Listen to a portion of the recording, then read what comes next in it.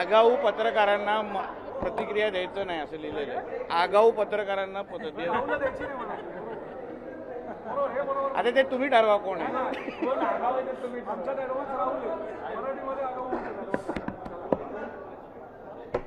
चला, महिला आरक्षणाच्या आता शांत बसणार आहे की मी जोरात बोलायला लागेल. महिला आरक्षणाच्या विषयावर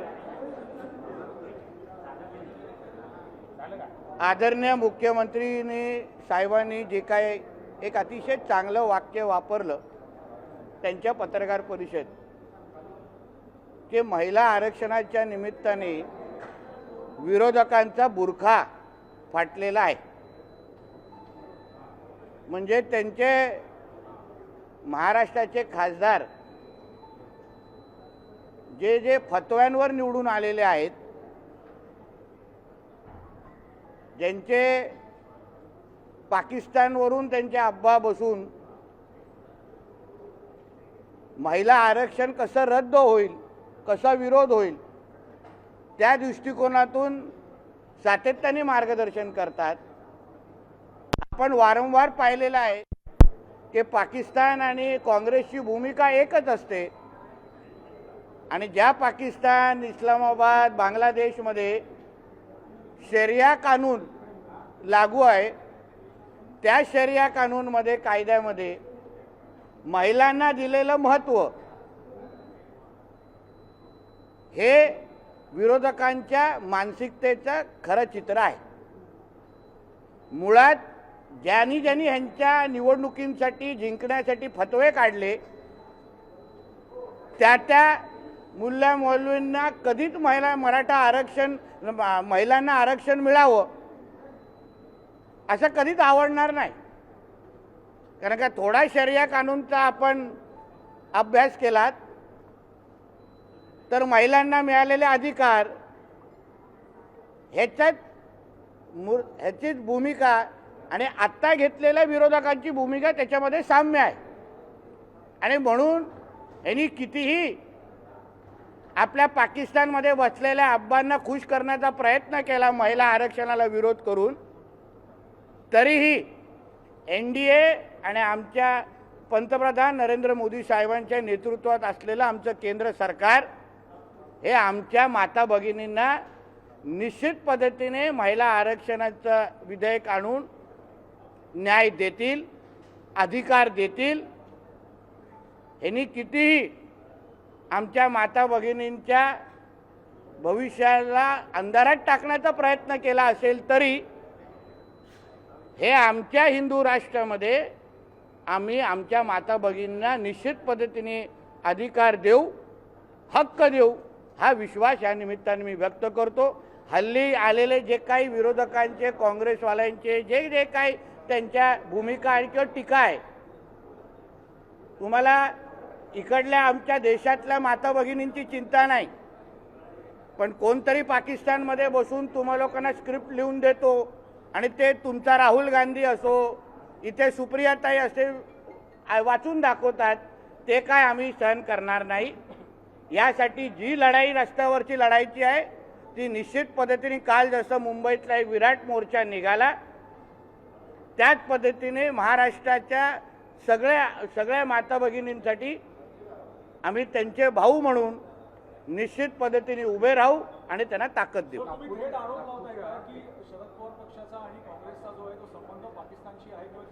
अहो, भूमिका एकच आहे. तुम्ही एकदा सुप्रियाताईंची भूमिका ही लव जिहादच्या समर्थनाची आहे. तुम्ही व्हिडिओ पण असंख्य वेळी पाहिलेले आहेत आणि म्हणून जी काय भूमिका आता ते घेत आहेत, हे काय फतवे काढल्यानंतरच खासदार झालेले आहेत. तुम्ही लोकसभेच्या निवडणुकीच्या वेळी बघितलेले आहेत कितींदा हे लोक कुठल्या कुठल्या मस्जिदीमध्ये जाऊन फतवे काढून खासदार झालेले आहेत. वोट जिहादच्या निमित्ताने ते निवडून आलेले आहेत आणि म्हणून ह्या मानसिकतेचे लोक कधीच हिंदू राष्ट्रामध्ये किंवा ह्या राष्ट्रामध्ये महिलांना अधिकार मिळायला देणार नाही. हे सरळ स्पष्ट आहे. हा विषय संपला का? आपल्याला विनंती, हा विषय संपला. याच्यावर काय प्रश्न असतील तर पुढे घेतो. याला जरूर सर बोलतो, विजय वडेट्टीवारांनी देखील आरोप केलेला आहे की 10-20 महिलांचा तुम्ही मोर्चा काढून कुठेतरी राजकीय तुला मोजायला आलेले का काल बुरखा घालून? विजय वडेट्टीवार काल बुरखा घालून मोजायला आले असतील की आमचे 10-20 लोक होते की 20,000 लोक होते, त्यांनी पुरावा द्यावा. तर 1-2 होत्या पुरुषांचे चप्पल घालून, कदाचित त्याच्यातला एक विजय वडेट्टीवारच असेल. शाहीनबागमध्ये जो आरोपी आहे त्याचं कनेक्शन आहे ते काचेशी असं म्हटलं जातं. नागपूरची जी एकजूव आहे पूर्ण छळवाचं अहो हे जेवढे अतिरेकी आहेत ते सगळे हिरवेच आहेत, हिरव्या रंगाचेच असतात. दुसरा कुठला रंग दिसलेला आहे का? मग कॉर्पोरेट जिहादपासून अतिरेकीपासून कोणाचाही रंग बघितला तो हिरव्यावरच थांबतो. तर त्याच्यामध्ये नवीन आश्चर्य वाटण्यासारखी काय गोष्ट आहे? गावचा एक विषय आहे तिथे टोल नाका परत एकदा सुरू करायचा सुरू सांगितलं जातं. तुम्ही अनेकांनी तिथे विरोध केला होता. असं नोटिफिकेशन आलेलं असं आम्ही ऐकतोय, त्याच्याबद्दल आपण अभ्यास करू आणि जे लोकभावना आहे त्याचा आदर करून आम्ही भूमिका घेऊ. त्याच्यात काय विषय आहेत ते नाही. उद्धव ठाकरेंनी या सगळ्या संदर्भात बोलताना सरसंघचालक पासून ते संपूर्ण भाजप म्हणजे आम्ही काय बुरखा घालत नाही त्यामुळे आमचे बुरखे फाडण्याची वेळ येणार नाही, जी थेट टीका संघापासून ते भाजपवर केली आहे. अहो पण त्याचा राजकीय धर्मांतर झालेला आहे. ज्याला आता हिंदू मानत नाही तो काय दुसऱ्या हिंदूंवर टीका करतो? तो आता 5 वक्त नमाजी म्हणजे उद्धव खान आहे. तो आमच्यात राहिलेला नाही आहे म्हणून त्यांनी आम्हाला हिंदुत्वाचं सर्टिफिकेट उद्धव ठाकरेंनी तरी देऊ नये. सर, मालेगाव बॉम्ब ब्लास्ट करून काँग्रेसने भगवा दहशतवादाचं वक्तव्य केलेलं होतं. आता कोर्टाने या सर्व आरोपींची निर्दोष मुक्तता केलेली आहे. मालेगाव आजच निकाल लागेल. तो म्हणजे सिद्ध होतं ना की भगवादारी कधी दहशतवाद करत नाहीत. त्यावेळी हिंदूंच्या विरुद्ध षडयंत्र करणारा काँग्रेस, म्हणून तर मी आता जी भूमिका बोलली ना की पाकिस्तान आणि काँग्रेसची भूमिका एकच असते.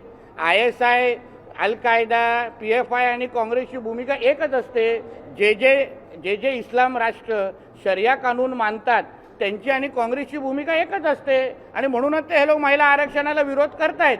कारण का त्यांच्या कधीतरी आपण कुराण उघडून पाहिलं तर तिथे कळेल महिलांना किती महत्त्व, काय महत्त्व आहे. मग त्याच्यावरून कळेल काँग्रेस आणि जे त्यांचे इंडिया अलायन्सचे साथीदार आहेत ते या महिला आरक्षणाला का विरोध करतायत हे सगळं शरिया कानूनातूनच कळतं, ज्याचे हे लोक मानकरी आहेत.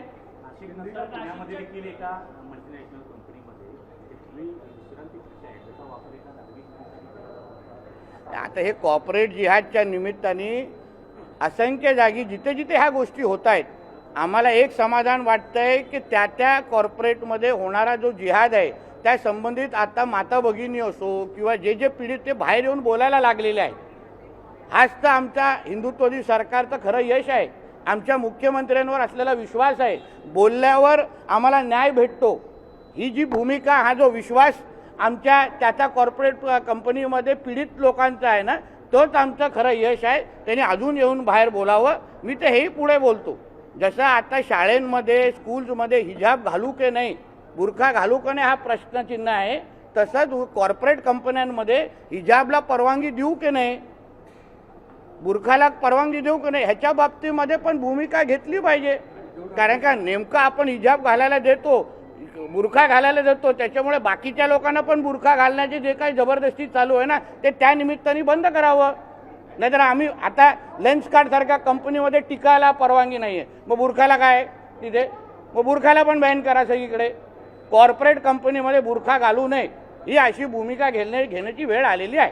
सर, काल नाशिक नंतर पुण्यात देखील काही मल्टीनॅशनल कंपनीजमध्ये झाला की उद्धव ठाकरे परत एकदा उमेदवार असतील असं सांगितलं. उद्धव ठाकरे हे विधान परिषदेसाठी परत एकदा इच्छुक आहेत. तर लाचारच माणूस आहे. उद्या तुझ्या गावाच्या सरपंच पदासाठी पण उद्धव ठाकरे इच्छुक होईल. तो लाचारच आहे. त्याच्यामध्ये नवीन काय? अहो तुम्हाला माहिती असेल जेव्हा त्यांचं सरकार पडलं तेव्हा ह्याच लाचारांनी सांगितलेलं ना की मी विधान परिषदेचे पण राजीनामा. कुठे गेला राजीनामा? आता नाक घसटत सगळीकडे फिरेल. आमच्या फडणवीस साहेबांना लपून फोन करणार, बाकीच्या लोकांना कुठेही फिरेल. आता तो कुठेही फिरेल. म्हणजे उद्या विधान परिषदेनंतर आता सरपंच पद येत आहेत, आता ग्रामपंचायती निवडणुका, तिथे पण उद्धव ठाकरे इच्छुक.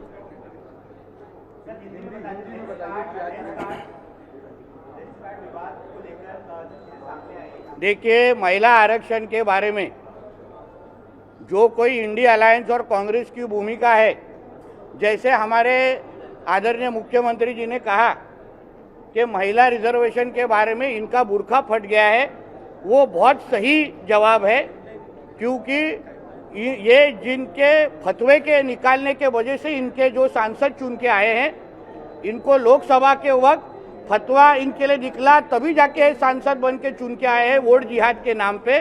वो इनके पाकिस्तान में बैठे हुए अब्बा जिनके इस्लामिक देशों में शरिया कानून लागू है, वो इनको कभी हमारे हिंदू राष्ट्र के महिलाओं को कभी भी आरक्षण मिलने देंगे नहीं, क्योंकि ये शरिया कानून मानने वाले लोग हैं।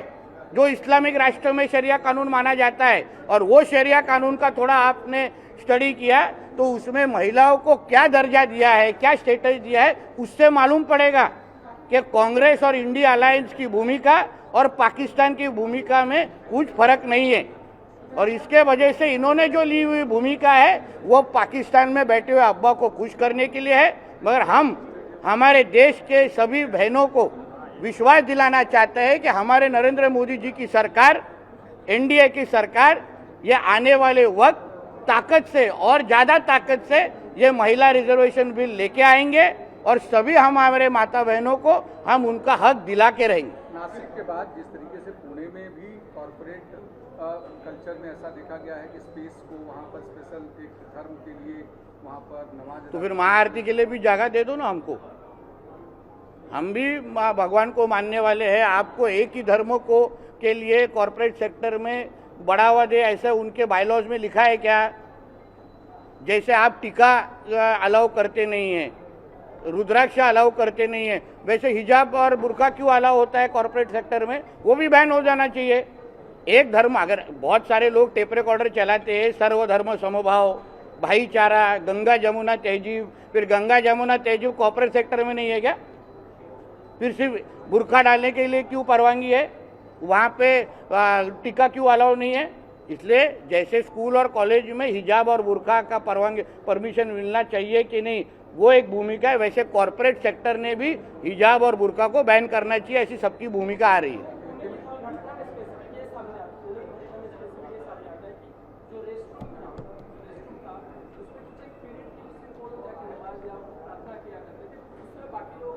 रेस्टरूम और टॉयलेट फिर सही जगह है ना? सोने 11 हाँ, आराम आराम, ये रेस्टरूम बोलतो यार। रेस्टरूम म्हणजे माझ्या भाषेत बाथरूम असतं। हाँ, विश्रांति। तो इस तरीके का भेदभाव आप कॉरपोरेट सेक्टर, एजुकेशन सेक्टर में कैसे करते हैं? सर्वधर्म समभाव है ना, इसलिए तो मैंने बोला ना, एक धर्म को जो नियम है वो सभी धर्मों को लगना चाहिए। अगर हमको महाआरती और हिंदुओं को सब जगह का अगर परमिशन नहीं है, उनको बोला जाए कि मंदिर में करो, घर में करो, तो फिर इनको फिर बाकी मुस्लिम धर्म के लोगों को कैसा परमिशन मिलता है? सर्वधर्म समभाव होना चाहिए, वरना मान जाओ कि बाबा ये हिंदू राष्ट्र है, खत्म। वो शायद राहुल गांधी का नाम लेना होगा, प्रधानमंत्री जी का गलती से नाम निकल गया होगा। कि हमारे देश में एक ही आतंकवादी है, उसका नाम है राहुल गांधी, जो पूरा पाकिस्तान की भाषा बोलता है। अरे बाबा काय रे, चला शेवट करा, मला जायचं आहे। मंत्री साहेब थांबलेत, अर्थ नाही।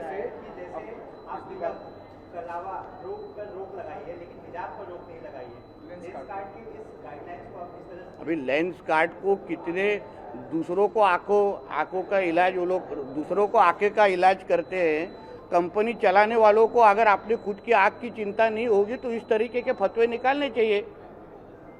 फिर उनके भी आंखों के बारे में हमको चिंता करनी पड़ेगी, लेंस कार्ड चलाने वालों की। फिर वो भी कैसा लेंस लगाते हम लोग देखते। Thank you. चल शेवट खालती बसलायच म्हणून।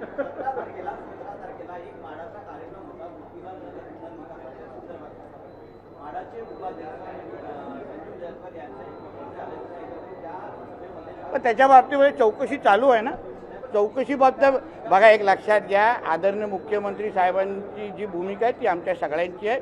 सरकार म्हणून योग्य ते चौकशी पण होईल आणि कोण चुकला असेल तर कारवाई होईल। चला, थँक्यू।